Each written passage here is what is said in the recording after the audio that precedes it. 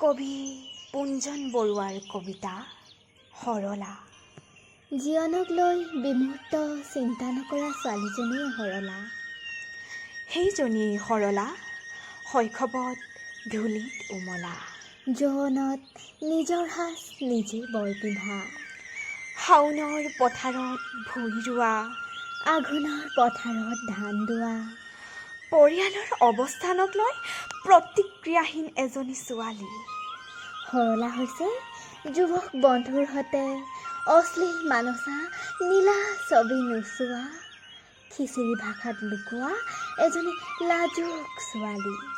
তাই প্ৰয়োজনত সভাই সমিতিয়ে হাটে বজাৰে যায়, বোকা গছকি গাঁৱত, ধূলি গছকি নগৰত, তাই কাকত আলোচনীও পঢ়ে। ধন্যবাদ।